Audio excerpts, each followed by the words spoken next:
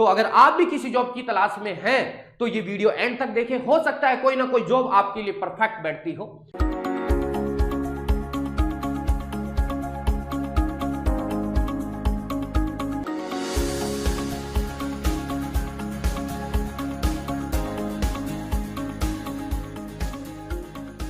नमस्कार प्यारे दोस्तों, तो कैसे हैं आप सब लोग। आई होप सभी अच्छे होंगे। और आज का वीडियो अपने नॉर्मल वीडियो से थोड़ा डिफरेंट रहने वाला है, जिसके अंदर अपन बात करने वाले हैं कि एग्रीकल्चर के स्टूडेंट के पास क्या क्या करियर अपॉर्चुनिटी रहती है, क्या क्या ऑप्शंस रहते हैं, वो कहां कहां जॉब लग सकता है और कहां कहां से इनकम के सोर्स जनरेट कर सकता है, उन सभी के बारे में ये वीडियो रहने वाला है। तो अगर आप भी किसी जॉब की तलाश में हैं तो ये वीडियो एंड तक देखें, हो सकता है कोई ना कोई जॉब आपके लिए परफेक्ट बैठती हो। और ये वीडियो उन सभी स्टूडेंटों के लिए इंपॉर्टेंट है जो या तो एग्रीकल्चर से ग्रेजुएशन कर रहा है या 12th क्लास के बाद में आगे जेट आईसीआर की एग्जाम देकर एग्रीकल्चर की कॉलेजों में एडमिशन लेना चाहता है, या फिर अपन बात करें कोई 10th क्लास का स्टूडेंट जो भी 11th क्लास में एग्रीकल्चर लेना चाहता है और आगे अपना फ्यूचर वो एग्रीकल्चर में परस्यू करना चाहता है। उन सभी स्टूडेंटों के लिए ये वीडियो इंपॉर्टेंट रहने वाला है। और इस वीडियो में टोटल अपन 55 एग्रीकल्चर के अंदर जॉब के जो शॉर्ट्स है उनकी बात करने वाले हैं। जी हां, टोटल 55 से भी ज्यादा अपन शॉर्ट्स की बात करने वाले हैं। और इन सभी के अंदर अगर अपन बात करें तो जो भी स्टूडेंट 12th क्लास में साइंस बैकग्राउंड से, चाहे वो एग्रीकल्चर से हो, चाहे वो बायोलॉजी से हो, चाहे वो मैथमेटिक्स से हो, वो सभी स्टूडेंट एग्रीकल्चर की इस डिग्री के लिए एलिजिबल होते हैं। और इस एग्रीकल्चर की इस डिग्री के लिए उन स्टूडेंटों को जेट या जो आईसीआर जो सीयूटी के थ्रू आजकल हो गया वो एक एग्जाम देना पड़ता है। उसके बाद में इनको 4 ईयर का एक कोर्स है वो मिलता है। ये 4 ईयर का जो कॉलेज वाला प्रोफेशनल कोर्स होता है वो नॉर्मल कोर्स से थोड़ा डिफरेंट होता है। नॉर्मल कोर्स 3 ईयर का होता है, ये प्रोफेशनल कोर्स होता है 4 ईयर का होता है। लास्ट जो 4th ईयर होती है उनकी, उसके अंदर इनको ट्रेनिंग केवीके वगैरह और इंडस्ट्री वगैरह देके इनको एक प्रॉपर ट्रेनिंग देके जो भी इन्होंने 3 साल में पढ़ा है उससे प्रैक्टिकली वहां पे परफॉर्म किया जाता है। और उसके बाद में एक आपको ग्रेजुएशन की डिग्री मिल जाती है। उसके बाद में आपके पास में क्या क्या अलग अलग ऑप्शंस रहते हैं, आपके पास में जॉब के भी होते हैं, सेल्फ एम्प्लॉयमेंट के भी ऑप्शन रहते हैं, आगे फ्यूचर में स्टडी करने के भी ऑप्शंस रहते हैं। तो आज का वीडियो उन सभी के बारे में है, तो दिल थाम कर बैठिए, कोई ना कोई ऐसी चीज आपके लिए भी मिलेगी जो आपके फ्यूचर को यहां से यहां पहुंचा सकती है। तो स्टार्ट करते हैं अपन आज के वीडियो को। सबसे पहले अपन बात करते हैं कि भाई एग्रीकल्चर में अपने पास में क्या क्या कैरियर ऑप्शंस हैं। मैं टोटल 55 से ज्यादा कैरियर ऑप्शंस की बात करूंगा यहां पे।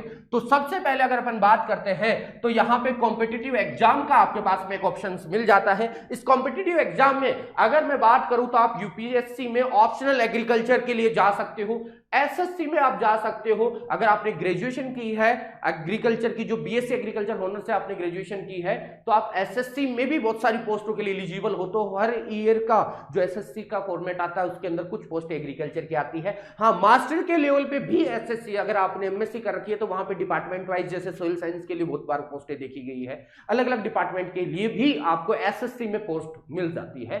तो रेगुलर आप इनके जो पोर्टल है इनको विजिट करते रहिए। इसके अलावा बैंकिंग में रहती है, अपनी डिफेंस में रहती है, ये एग्रीकल्चर के अंदर कॉम्पिटिटिव एग्जाम है। लेकिन जो सबसे ज्यादा कॉमन कॉम्पिटिटिव जो एक्सक्लूसिव एग्जाम है वो ये कुछ एग्जाम है जिनके अंदर आपको जॉब मिलती है, जैसे आईबीपीएस, एसओ, जो एएफओ है वो आपका हर ईयर रेगुलर दिसंबर के एंड में आपका प्री का एग्जाम होता है और जनवरी के एंड में मेंस का एग्जाम होता है। एवरी ईयर आता है। आरआरबी एसओ का एग्जाम आता है आपका, FCI food corporation of India का एग्जाम आता है जिसका अभी अभी आपका रिजल्ट आया था, एफएसओ फूड सेफ्टी ऑफिसर का एग्जाम आता है। अब ये फूड सेफ्टी ऑफिसर है वो सेंट्रल लेवल पे भी होता है, आपका स्टेट लेवल पे भी होता है, दोनों होता है। इसके अलावा इफको के अंदर आपके पास में अलग अलग पोस्टें आती है, जैसे एजीटी की पोस्टें आती है, एग्रीकल्चर ग्रेजुएट ट्रेनिंग और भी आती है। क्रिप्को के अंदर आपके पास में ऑप्शंस मिल जाते हैं, NSC national seed corporation, central warehouse के अंदर और नाबार्ड ग्रेड बी के अंदर आपको ऑप्शंस मिल जाते हैं। तो ये कुछ ऐसे एक्सक्लूसिव एग्जाम है जो रिपीटेटिवली आते हैं और मैक्सिमम बच्चे, ये सेंट्रल लेवल के अपन बात कर रहे हैं, स्टेट लेवल पे भी अपन बात करेंगे। इसके बाद में आता है अपना कैंपस प्लेसमेंट। अब campus placement campus to campus vary करता है, कुछ कैंपस में प्लेसमेंट है कुछ में नहीं है, क्योंकि अपने पास में मल्टीपल ऑप्शंस आपके पास में ऑलरेडी अवेलेबल होते हैं। अगर एक एवरेज कैंपस प्लेसमेंट की बात करूं तो वो एवरेज जो कैंपस प्लेसमेंट होता है वो 2.5 लाख से स्टार्ट होकर लगभग 10 लाख तक भी जाता है। हाँ, कुछ ऐसे प्लेसमेंट भी हैं जो 1-1 करोड़ तक भी गए हैं, लेकिन वो कुछ सर्टेन केस में गए हैं। कुछ ऐसी सिचुएशन है जहां पे वो ऑफ कैंपस प्लेसमेंट में जाते हैं, तो वहां पे वो क्या करते हैं, एग्रीकल्चर के बाद में कुछ सर्टेन अलग अलग तरीके के वो जैसे कर लेते हैं, जैसे MCA कर लेते हैं, मास्टर इन कंप्यूटर एप्लीकेशन, फिर उसके बाद में उनको अलग से ऑप्शंस मिल जाता है। लेकिन वो केस हैं, वो कुछ सर्टेन केस होते हैं जहां पे आपका जो 12th का बैकग्राउंड हो मैथमेटिक्स है, तो आप उनके लिए एलिजिबल होते हो। लेकिन एक एवरेज की बात करें तो 2.5 लाख से 10 लाख तक जाता है। मोस्ट ऑफ द केसेस में अगर अपन बात करें तो कैंपस प्लेसमेंट इतना ज्यादा मैटर नहीं करता। जैसे LPU है, वहां पे कैंपस प्लेसमेंट मोस्ट कॉमनली देखने को मिलता है, लेकिन हर एक जगह कैंपस प्लेसमेंट नहीं रहता है। बैंकिंग और इंश्योरेंस आपका एक ऐसा सेक्टर है जिसके अंदर आपको मिल सकता है। जैसे अपने पास में कौन सा आ गया, नेशनल एग्रीकल्चर इंश्योरेंस स्कीम में आपको जॉब्स मिल सकती है, एग्रीकल्चर इंश्योरेंस कंपनी के अंदर आपको जॉब मिल सकती है, फील्ड ऑफिसर की आपको जॉब मिल सकती है, रूरल डेवलपमेंट ऑफिसर की होती है, ठीक है, जूनियर एग्रीकल्चर एसोसिएट्स की होती है, ठीक है। तो इस तरीके से आपको अलग अलग बैंकिंग और इंश्योरेंस सेक्टर के अंदर भी आपको अलग अलग एग्रीकल्चर के अंदर जॉब मिल सकते हैं। इसके बाद में अगर अपन आगे की तरफ देखते हैं तो ये आपकी यहीं खत्म नहीं हो जाता, इसके अलावा भी बहुत सारे अपने पास में मल्टीपल ऑप्शंस है। जैसे नेक्स्ट अगर अपन आ जाते हैं आगे की तरफ तो आपका बन जाता है यहां पे टीचिंग का एक ऑप्शन आ जाता है। जैसे अपन बात करें यहां पे मैं भी आपको टीचिंग के अंदर ही मिलूंगा, तो टीचिंग की अगर मैं बात करूं तो अगर आप बीएड के थ्रू गवर्नमेंट टीचर बन सकते हो। स्कूलों के अंदर अगर अपन बात करें, राजस्थान के अंदर स्पेसिफिकली अभी गवर्नमेंट टीचर की इतनी वैकेंसी आती है जितने बीएड किए हुए टीचर उन्हें नहीं मिलते हैं जो फर्स्ट पेपर क्वालिफाई करके सेकंड पेपर में पहुंच सके। तो हर बार जो एग्रीकल्चर से जो फर्स्ट ग्रेड के लेक्चरर बनते हैं उनके लिए पोस्टें हर बार खाली जा रही है। तो यहां पे भी एक बढ़िया ऑप्शन अपने पास में मिल जाता है जहां पे आपको मास्टर करना कंपलसरी होता है। आपकी जो एग्रोनॉमी, हॉर्टिकल्चर और LPM एनिमल हस्बेंड्री इसमें मास्टर MSc करना है। MSc के बाद में आप बीएड करके इस प्रोफेशन में जा सकते हो। लेकिन एक चीज ये भी है कि अभी प्रेजेंट सिचुएशन में इन 3 सब्जेक्ट के अलावा अदर सब्जेक्ट को भी अलाउ कर रखा है, लेकिन फ्यूचर में मे भी अलाउ ना करे, तो 3 सब्जेक्ट आपको ध्यान रखनी है। इसके अलावा आपको प्राइवेट भी ऑप्शन मिल जाता है। बहुत सारे अलग अलग जितनी भी प्रिपरेशन बच्चे करते हैं तो उनको प्रिपरेशन करवाने के लिए कोचिंग इंस्टीट्यूट की जरूरत होती है। वहां पे आप प्राइवेट टीचर की तरह जॉब कर सकते हो या फिर अपना खुद का भी स्टार्ट कर सकते हो। इसके अलावा बात करते हैं तो जर्नलिज्म में भी आपके पास में ऑप्शन रहता है। बोला एग्रीकल्चर में किसका जर्नलिज्म, अपने पास में तो एग्रीकल्चर के अंदर तो कुछ ऐसा है नहीं है। बहुत सारी चीजें ऐसी है जिनको अपन देख नहीं पाते हैं लेकिन जॉब उनमें भी होती है। जितनी भी एग्रीकल्चर मैगजीन्स वगैरह आती है तो उनके अंदर आपको एक अच्छा ऑप्शन मिल जाता है कि आप एग्रीकल्चर मैगजीन में काम कर सकते हो और अच्छा खासा आप पैसा अर्न कर सकते हो वहां से। इसके अलावा जितने भी रिसर्च आर्टिकल्स वगैरह आते हैं उनके लिए उनकी जो प्रोसेसिंग वगैरह होती है उनमें आप काम कर सकते हो। तो ये भी एक जर्नलिज्म का होता है। जितने भी आपने देखा होगा एग्रीकल्चर की पत्रिका भी आती है, ठीक है, तो उनके अंदर भी आप काम कर सकते हो। इसके अलावा अगर आपने MBA या PGDM कर रखा है या PGDM कर रहे हो तो यहां पे भी आपको अलग अलग चीजें मिल जाती है। यहां पे थोड़ा सा प्लेसमेंट आपका हायर रहेगा। हाँ, MBA एक थोड़ा सा स्ट्रिक्ट प्रोग्राम होता है और PGDM होता है, ये क्या होता है, फ्लेक्सिबल प्रोग्राम होता है। दोनों में कोई बहुत ज्यादा वेरिएशन है नहीं, लेकिन थोड़ा बहुत डिफरेंस है कि भाई MBA आपका क्या होता है, स्ट्रिक्ट अपने रूल्स रेगुलेशन को फॉलो करता है। जो PGDM होता है उसमें थोड़ी बहुत आपको फ्लेक्सिबिलिटी मिल जाती है कि आप अपने अकॉर्डिंग जा सकते हो। यहाँ पे अगर IIMs की बात करें तो यहाँ पे 25 लाख तक के आपको पैकेज मिल जाते हैं। वहीं पे अपन नॉर्मल ग्रेजुएशन की बात करें तो वहां पे 10 लाख से ऊपर पैकेज नहीं था, यहाँ पे 25 लाख तक का पैकेज मिल जाता है। लेकिन यहाँ पे जो फीस भी रहती है वो भी थोड़ी सी हाई रहती है, वो आपकी 10 लाख से लेकर 20 लाख पूरी कंप्लीट कोर्स की रहती है। लेकिन अगर आप इतना ज्यादा जो है नहीं लगा सकते पैसा तो FMS में भी जा सकते हो जहां पे 1 लाख के अराउंड 1 से 2-3 लाख तक आपका कंप्लीट हो जाता है। इसके अंदर जैसे आप मार्केटिंग, फाइनेंस, सेल्स, HR, ठीक है, रिटेल वगैरह इन सभी में आप जा सकते हो। तो ये आपका MBA और PGDM का भी एक बहुत अच्छा ऑप्शन बन जाता है जो हायर स्टडी करके जाना चाहते हैं। इसके अलावा मास्टर भी यानी MSc भी उनके पास में एग्रीकल्चर में अलग अलग सब्जेक्ट में अलग अलग डिपार्टमेंट में MSc करना भी एक ऑप्शन बन जाता है। उसकी बात भी अपन अलग से आगे करेंगे।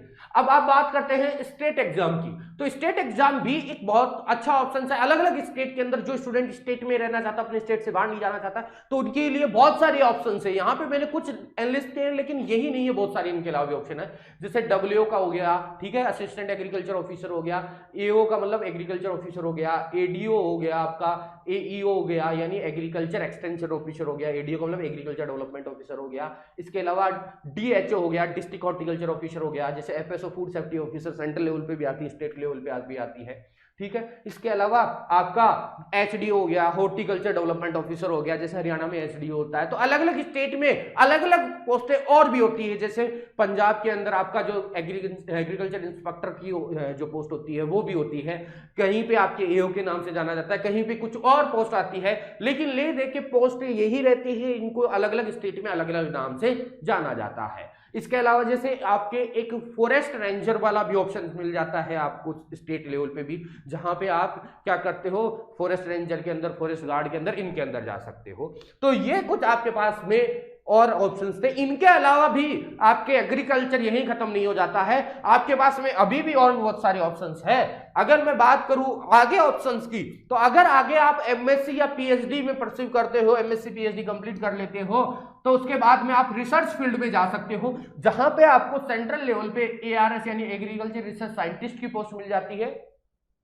वहीं पे स्टेट लेवल पे आपको एआरओ और डब्ल्यूआरओ की पोस्ट मिल जाती है। इसी एआरओ को कहीं पे आरओ भी बोलते हैं, रिसर्च ऑफिसर भी बोलते हैं, और कहीं पे एआरओ भी बोलते हैं, डब्ल्यूआरओ आपकी यहाँ पे पोस्ट आ जाती है। तो ये तो हो गया अगर आप रिसर्च में जाना चाहते हो, साइंटिस्ट बनना चाहते हो, तो मास्टर करने के बाद या पीएचडी करने के बाद में आपको अलग अलग ऑप्शंस मिल जाते हैं। फिर इसके अलावा एसएमएस, आपके केवीके के अंदर जो आईसीआरसी जो एसएमएस की पोस्टें आती है, उनके अंदर भी आप एलिजिबल रहते हो सब्जेक्ट मैटर स्पेशलिस्ट में। फिर आप अलग अलग जितनी भी कॉलेजों के अंदर स्टडी करवाई जाती है, उन सब के अंदर प्रोफेसर के लिए भी आप एलिजिबल हो, जहां पे आपके पास में असिस्टेंट आता है, ठीक है, एसोसिएट आता है और प्रोफेसर आता है। इसके अलावा अगर आपने मास्टर कर रखा है बायोकेमिस्ट्री में, तो फिर आप बायोकेमिस्ट भी बन सकते हो। अच्छा खासा अगर आप फॉरेन जाना चाहते हो, तो बायोकेमिस्ट का जितना फ्यूचर है वो किसी का ब्राइट नहीं है। और अगर आप इंडिया में रहना चाहते हो, तो बायोकेमिस्ट है वो थोड़ा सा कम वैल्यू देता है, क्योंकि इंडिया में बायोकेमिस्ट का इतनी ज्यादा वैल्यू नहीं देती, फॉरेन में बहुत अच्छी खासी वैल्यू है। इसके अलावा जैसे बीडीए हो गया, एडीओ हो गया, आईएफएस इंडियन फॉरेस्ट सर्विस हो गया, इन सभी के अंदर आप वर्क कर सकते हो अगर आपने एग्रीकल्चर में मास्टर कर रखी है तो। इसके अलावा अगर पर बात करते हैं, तो जैसे अभी हाल ही में जोधपुर ने वैकेंसी निकाल दी है, उदयपुर ने निकाली थी थोड़ी टाइम पहले, जोबने ने निकाल दी है वैकेंसी। ऐसे अलग अलग स्टेट के अंदर जो कॉलेजें हैं, वो कॉलेजें अपने जितनी भी रिक्रूटमेंट होते हैं वो भी निकालता है, क्योंकि उनको भी कुछ लोग हायर करने होते हैं। तो उनके लिए उनके पास में फार्म मैनेजर की पोस्ट होती है, टीए की पोस्ट होती है, टेक्निकल असिस्टेंट की होती है, सुपरवाइजर की भी होती है। वैसे सुपरवाइजर 12th लेवल पे है, लेकिन मैं ग्रेजुएशन लेवल पे सुपरवाइजर को क्यों लेके चल रहा हूं, क्योंकि जो बच्चा 12th क्लास में मैथ से था या इससे बायो से था, वो बच्चा 12th लेवल पे सुपरवाइजर के लिए एलिजिबल नहीं होता, तो फिर उसे ग्रेजुएशन करनी पड़ती है, उसके बाद वो एलिजिबल हो पाता है। अगर आपके 12th क्लास में एग्रीकल्चर है, तो फिर आपके लिए ग्रेजुएशन की कोई जरूरत नहीं, आप 12th लेवल पे भी सुपरवाइजर के लिए एलिजिबल हो। ये तो आपके पास में मेजर सेक्टर हो गए।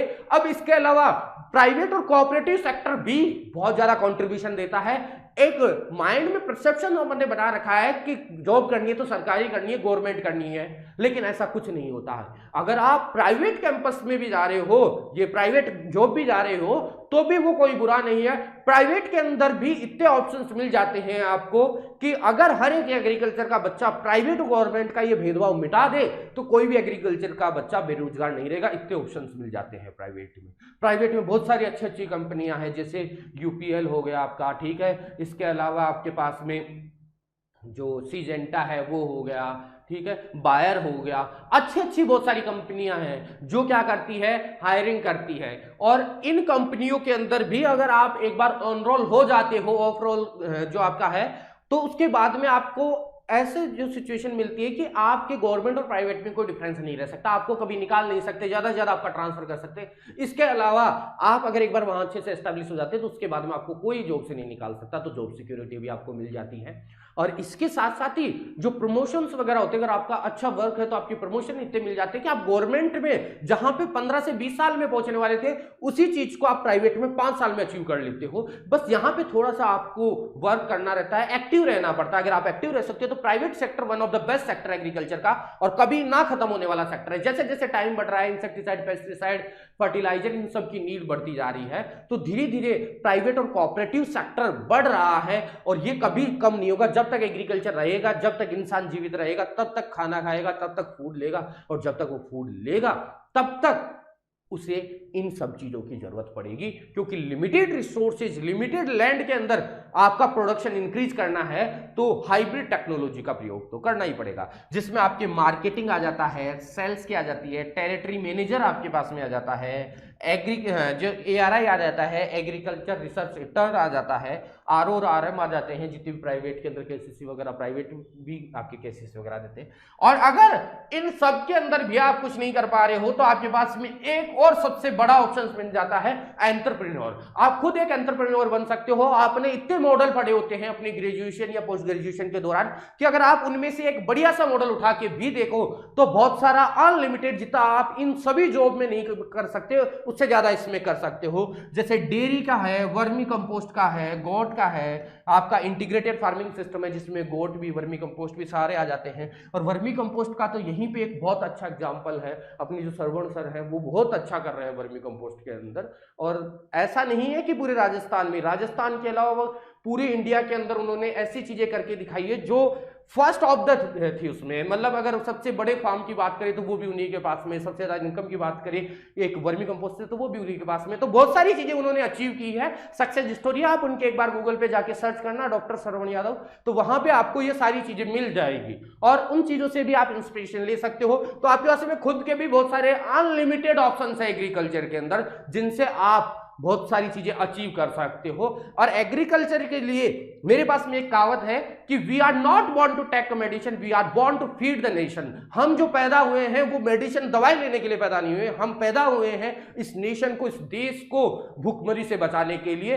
तो अपने आप को कभी इस चीज के लिए ऐसा मत समझो कि भाई मैं एग्रीकल्चर में आ गया हूं तो मेरे पास में कुछ ऑप्शंस नहीं है। बहुत सारे ऑप्शंस है और प्रेजेंट सिचुएशन में तो एग्रीकल्चर में इतनी जॉब आ रखी है, इतनी पोस्टें आ रखी है, अलग अलग यूनिवर्सिटियों में आपके सुपरवाइजर की आने वाली है, उसकी अभी डेट आ चुकी है। तो आप किसी भी चीज के लिए प्रिपरेशन कर सकते हो।